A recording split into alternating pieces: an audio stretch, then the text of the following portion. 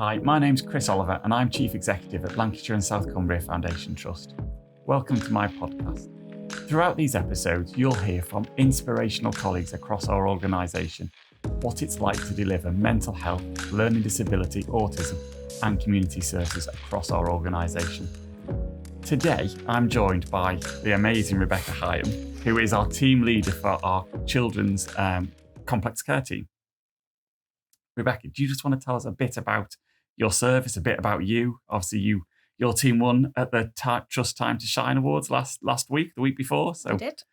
Be really good to hear and share your service with our listeners. Thank you. So I'm Rebecca Higham. I'm team leader for the Children's Packages of Care team. We sit under the umbrella of the Children's Complex Needs Nursing Service, which also houses the Special Needs School Nursing and Children's Continuing Care and Assessment team.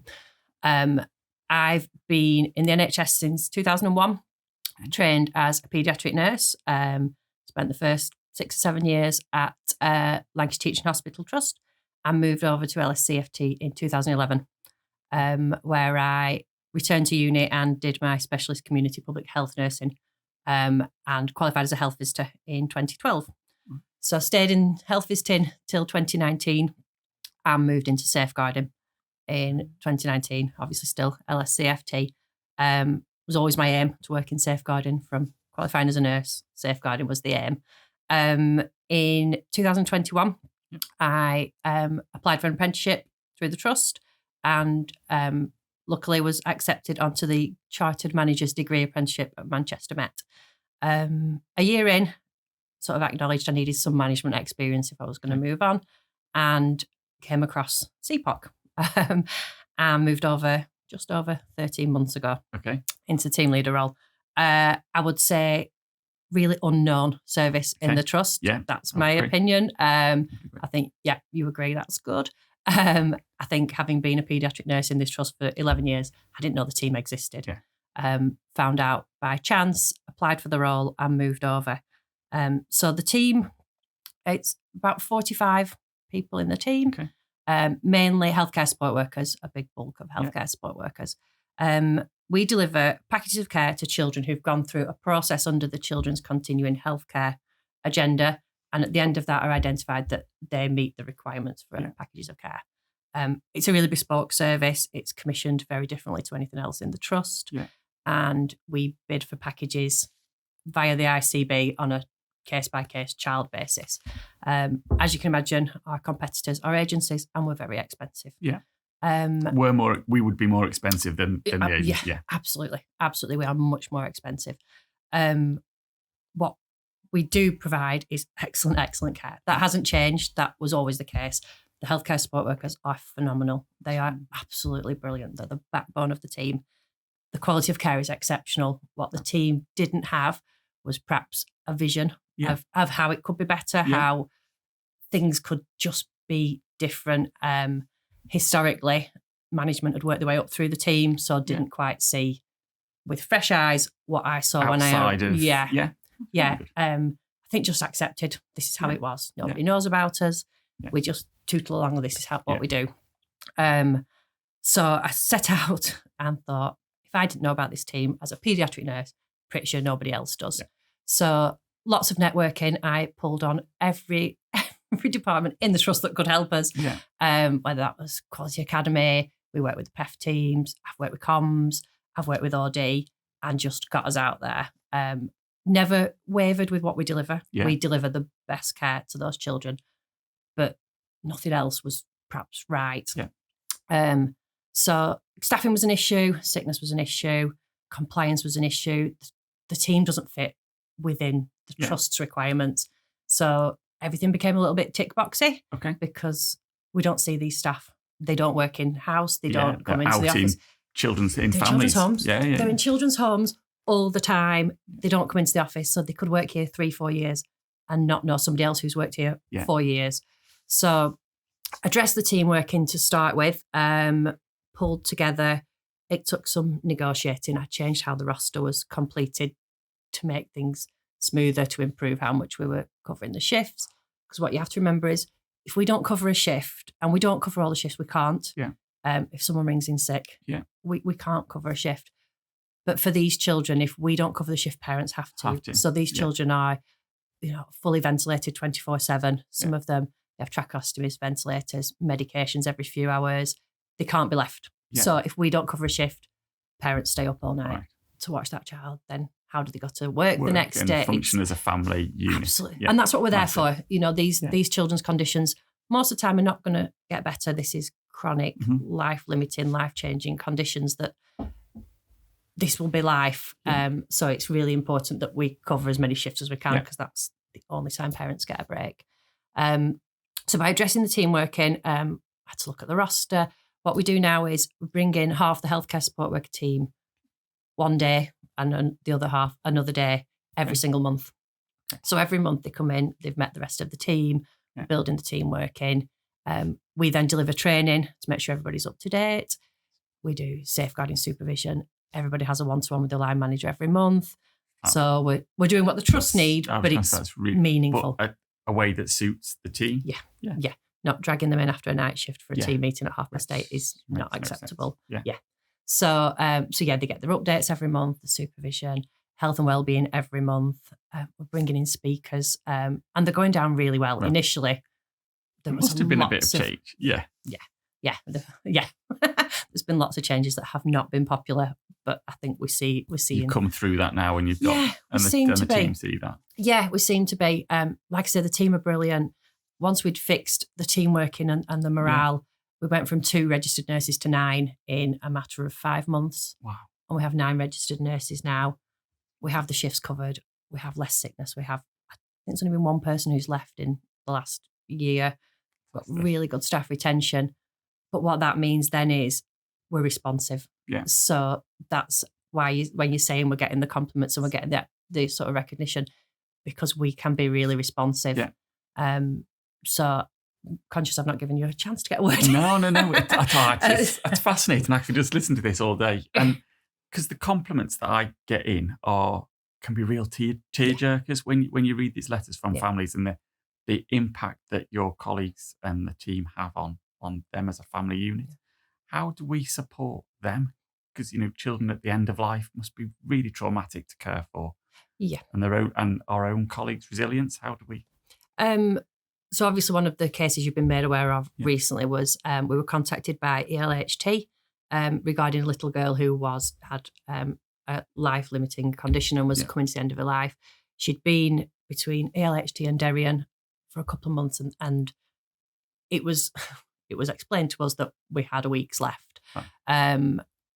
The team were phenomenal. They were phenomenal, and I think they've just been given that much freedom to go, we can do that. And they're so passionate. The nurses, healthcare support workers are exceptional.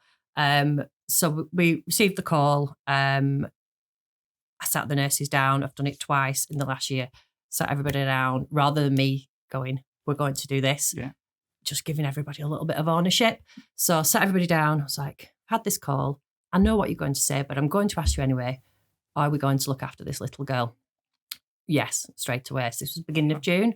It was a Thursday. She was discharged by Monday and she had full cover. What we thought would be a couple of weeks was 4 months. Wow. Really important to acknowledge that looking after children in the home, that frequency, that intensity is very different to looking after a child that's dying in hospital or a child you visit once a week. So sadly, the little girl did pass away in October, the end of October. The nurses were phenomenal. The family really struggled, even though obviously knew it was coming. We'd all known the few days leading up to it. Thankfully, the nurse who was on call, so we have an on-call service because we're putting healthcare support workers in children's homes. They need to have somebody qualified to contact. The healthcare support worker, the on-call nurse, luckily spoke the same language as mum, who in her hour of distress struggled with English. Okay. Hadn't done previously, but did at that point. Roxana at 1 o'clock in the morning went out to the home to support the staff nurse that was on shift, who was obviously very distressed, and the family, and was just brilliant. So yes, it hits really hard it is a very, very different experience than looking after children. And do we do debriefs with the team afterwards? Yeah. So all the nurses came in the next day, Okay. and spent some time together, went out for a walk. We've asked for support via the trust. Yeah. So we've contacted the trust's trauma service. The senior nurses have supported the staff nurses to go out and visit mum afterwards, which has given mum closure, and the nurse who was on shift closure. They've all been offered that. They have been offered support. Just acknowledge what a brilliant. It's just, but she had 4 months. Which is, at for home. the family, it's just amazing, isn't it? Yeah, every Saturday evening, all the families came round. And to be fair, this little girl didn't know. She didn't know, but her family did. Yeah. So they had cousins came round and they had takeaways round her bed every Saturday night. And it gave them 4 months. Wow. And it's phenomenal that we can do phenomenal. that. It absolutely is.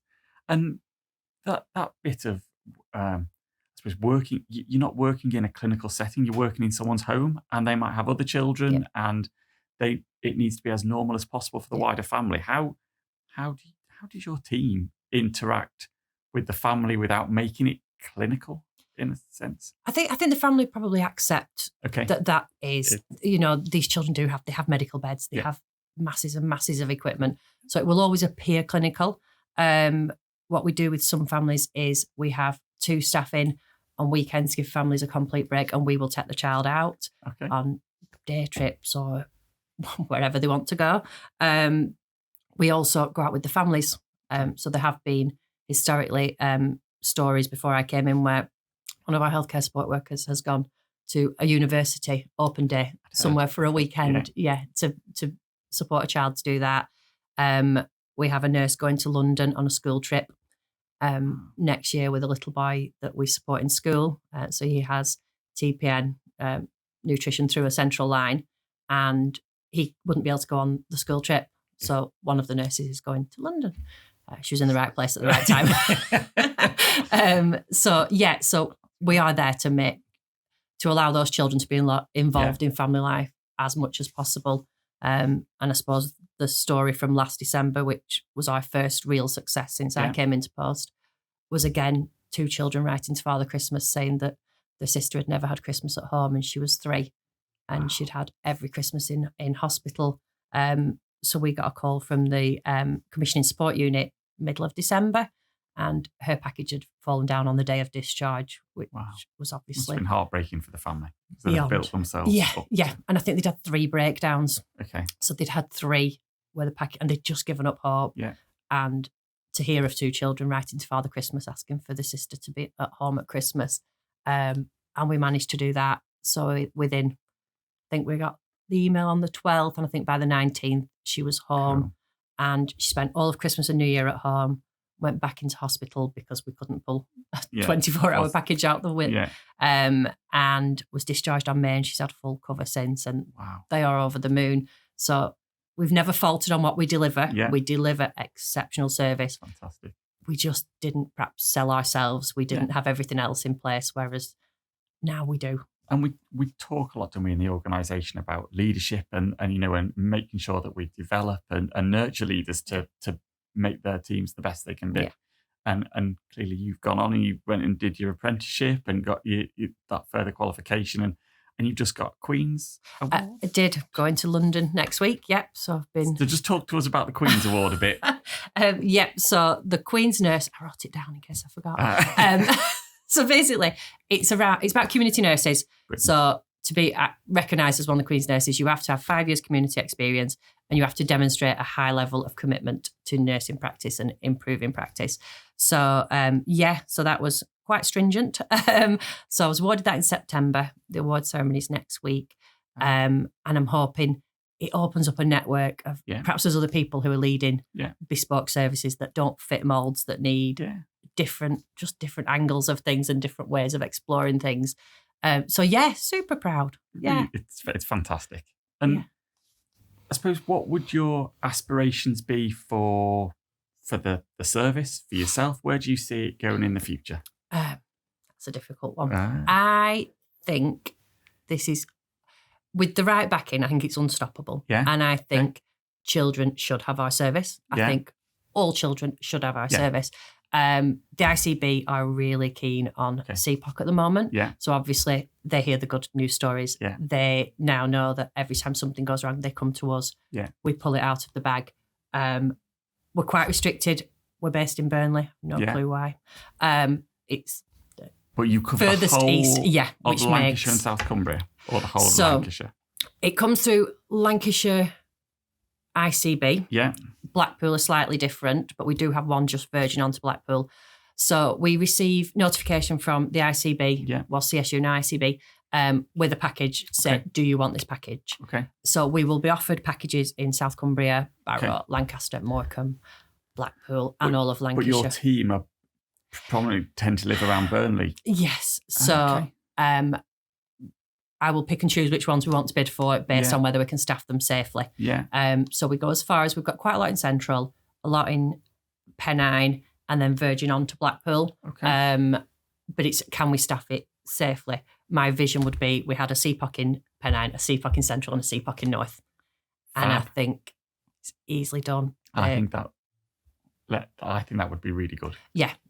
And then obviously that would be my next step. Yeah. Because I'm a little bit stilted in this organisation. And that's that thing, isn't it, of how do we now develop this service? And because you've done amazing things in, what was it, 18 months? 14 months in the service. And I think if we can grow to make sure that we've got more families that can benefit from this service, then that's, if you can have your child back home with you, that just makes such a difference. Yeah. You can carry on with you're not having to go to hospital to visit. You can get back to work and some resemblance of a normal family life. And you think about the little girl who'd spent, she was 3.5 when she was discharged. She'd had a short period out, but not much at all. But what's the impact on her other children and their family life? And we see that now with their children.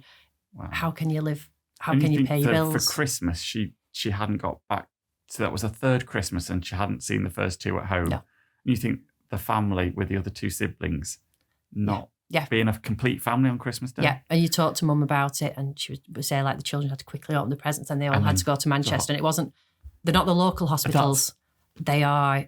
The specialist. Yeah, so it's Manchester or Alderhay usually. Wow. So they're not on your doorstep. They're not 20 minutes away.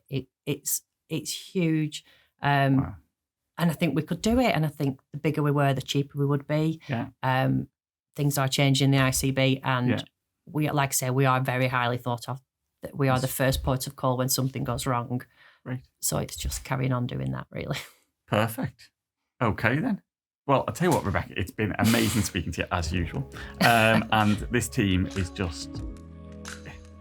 what you do is just absolutely incredible. And it's so appreciated by me and by the Trust Board. And it was just a real privilege to see you get nominated and then win at last the other week's Time to Shine. So just a huge thank you for coming in today and doing the podcast. Thank you very much.